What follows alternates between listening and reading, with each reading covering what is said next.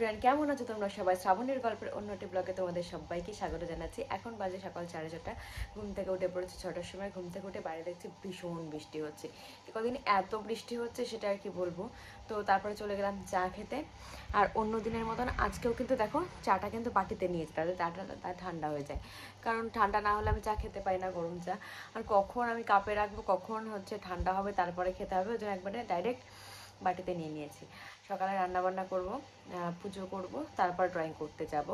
তো ভাবছি 2 ঘন্টার মধ্যে আশা করছি হয়ে যাবে, কারণ আজকে আবার ড্রয়িং শেখানো আছে। আজকে তোমাদের বলেছিলাম সেই সকাল 10টার থেকে আজকে 7টা-8টা পর্যন্ত একটা পুরো শিডিউল। তো চলো দেখতে থাকো, আশা করছি আজকের ব্লগটা দেখতে তোমাদের ভীষণ ভালো লাগবে। তো চলো দেখতে থাকো। আমি এখানে এসে রান্না বসিয়ে দিয়েছি। এখানে চলছে ভাত ভাজা। তোমার দাদা ভীষণ ভালো খায়, পেঁয়াজ দিয়ে, ডিম দিয়ে, লঙ্কা দিয়ে। এটা ভাত ভাজা চলছে। আর এখানে আমি ভাত বসিয়ে দিয়েছি। তো চলো এখন এগুলো রান্না বান্না করে নিই। বাইরে বৃষ্টি একটু কমেছে, এগুলো করে নিয়ে তারপরে যাব পুজোর কাজ করতে। এদিকে 7টা বেজে গেল, কখন যে কী করবো সেটাই ভাবছি।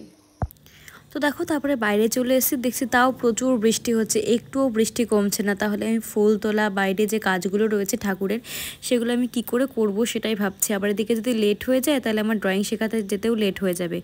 তো দেখি যদি একটু বৃষ্টি কমে তার ফাঁকেই আমি ভাবছি সব কাজগুলো করে নেবো। আর দেখো ফুল ফুটেছে কি সুন্দর, কিন্তু ফুলগুলো না বেশি ফোটেনি, হয়তো বর্ষাকাল বলে। তো দেখো তারপরে একটু বৃষ্টি কমলো, কিন্তু হালকা গুড়ি গুড়ি বৃষ্টি পড়ছিল, মাথাটা ভিজেই গেছে বলতে পারো গুড়ি গুড়ি বৃষ্টিতে।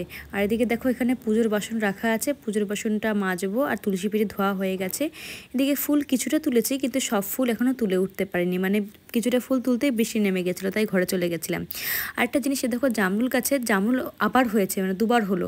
প্রথমবার হয়েছিল, প্রথমবারে প্রচুর হয়েছিল, এখনও হয়েছিল, কিছু কিছু পড়ে গেছে, কিছু কিছু আছে। কিছু কিছু বলতে কি 4-5টা মতন আছে। আমার যেহেতু 8টা ঠাকুর, আজকে একাদশী রয়েছে, যদি 8টা ফল হতো তাহলে আমি ঠাকুরকে দিয়ে দিতে পারতাম।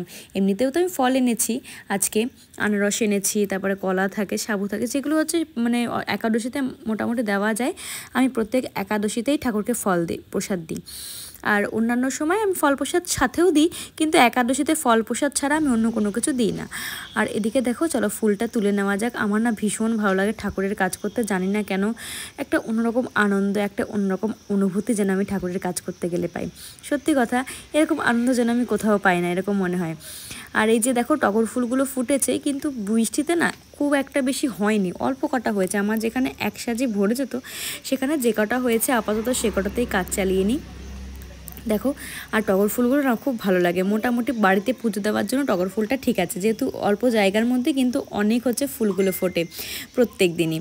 তো এখানে যে কটা আছে মোটামুটি তুলে নিয়ে তারপরে চলে যাবো ঠাকুরের আর বাদবাকি কাজগুলো করতে, যেমন বাসন মাজা বলো, ঘর মোছা বলো, তারপরে গুছিয়ে রাখা, যেগুলো যা গুছিয়ে রাখতে হবে সব কিছু গুছিয়ে রাখবো। দেখো মোটামুটি কিছু তোলা হয়েছে, দেখো এতগুলো ফুল তুললাম, কিন্তু দেখো কল্প কটা মনে হচ্ছে। কোনটা করবো বুঝতেই পারছি না। বাজে 8টা। আমার পুজোর বাসন মাজা, পুজোর ফুল তোলা, যা যা আছে সব কমপ্লিট। পুজোর বাসন লাস্টে গিয়ে একটা বাকি ছিল, তোমাদের দাদা ঘুম থেকে উঠে গেছিলো, ওটাই মেজে দিচ্ছি।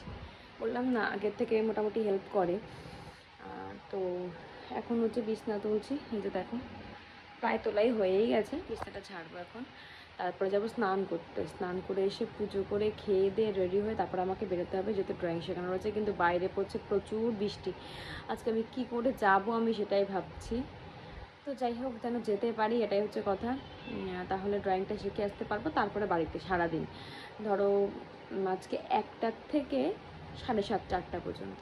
তো আজকে সারাদিন বাড়িতে, তারপরে কোনো সমস্যা হবে না।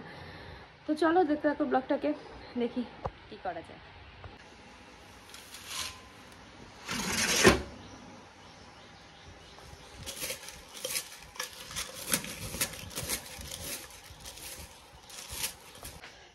এখন বাজে 8টা 20।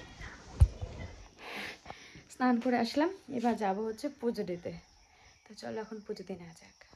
তো দেখো পুজো টুজো দিয়ে চলে এসেছি। আর এই দেখো ভাত নিয়েও চলে এসেছি, ভাত খাবো। 9টা 10 বাজে, 9:30টার মধ্যে বেরিয়ে যেতে পারবো। তো চলো এবার খাওয়া দাওয়া করে। তো দেখো চলে এসেছি আমি ড্রয়িং শেখাতে, কিন্তু সবাই জানো তো এখন এখানে এসে পৌঁছায়নি। তাই ভাবলাম যে যে কজন এসছে সে কজনকে তোমাকে দেখিয়ে দিই। আজকে ওদের কিষানের প্রাইজ নেওয়া ছিল, তার জন্য ওদের আসতে দেরি হচ্ছিল। আর এদিকে দেখো মুরগিগুলোকে খেতে দিয়েছে, কি সুন্দর লাগছিল দেখতে। তাই ভাবলাম আমি তো তোমাদের সাথে শেয়ার করি। আমি তো একদম প্রপার শহরে থাকি না, এই জন্য গ্রামে থাকি, তাই গ্রামের কিছু কিছু দৃশ্য আমি তোমাদের সাথে তুলে ধরলাম। কেমন লাগলো কিন্তু জানিও। আর এখানে দেখো কিছু কিছু মুরগিরা খেলা করছে, আবার ছোটো ছোটো মুরগিরা এদিক ওদিক যাচ্ছে। এদের বাড়িতে অজানো তো অনেক মুরগি রয়েছে, এগুলো দেখা যায় না সচরাচর, তাই ভাবলাম তোমাদেরকে একটু দেখিয়ে দিই। আর এদিকে দেখো ওদের কিছু যেন একটা প্রাইজ ছিল, অ্যাভাকাস করে, তো সেখান থেকে প্রাইজ আনতেই গেছিলো, যার জন্য সবার একটু আধটু করে লেট হচ্ছিল। তারপরে ড্রয়িং শিখিয়ে তারপরে বাড়ি চলে এসেছি, কিন্তু তোমাদের সামনে আসা হয়নি বলে সময় পাইনি, যেহেতু আমার আর্ট অ্যান্ড ক্রাফটের ক্লাস করানো ছিল, তো সেজন্য আর মানে দেখানো হয়নি। তো কে কী কাজ করছে তাহলে তোমাদেরকে দেখিয়ে দিই একটু। এই যে দেখো, ও সবসময় সব যে কটা ছবি এখন মধ্যে দেখেছি সব কটা এরকম হাত দিয়ে রাখে, কেন রাখে জানি না। দেখো রাধাকৃষ্ণ করছে, আর ও হচ্ছে এটা কুলোই করার একটা বউ, সেটা এখন এটা প্র্যাকটিস করছে প্রথমে। এই হচ্ছে থালা করছে, এও থালা করছে। আর ওই যে দেখো এটা হচ্ছে পাঞ্জাবের ডিজাইন করছে, ও পাঞ্জাবের ডিজাইন শিখছে।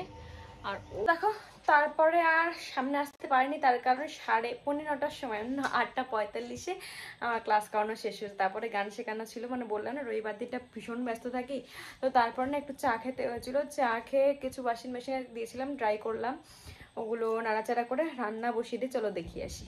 তো দেখো এখানে হচ্ছে দুপুরে আমি রান্না করতে পেরেছিলাম না, তো আজকে মাও বাড়িতে ছিল না, যার জন্য মাকেও বলতে পারিনি, তো ওই জন্য কিনে এনেছিলাম ডাল আর মাছের ঝোলটা কিনে এনেছিলাম, ভাতটা করে নিয়েছিলাম।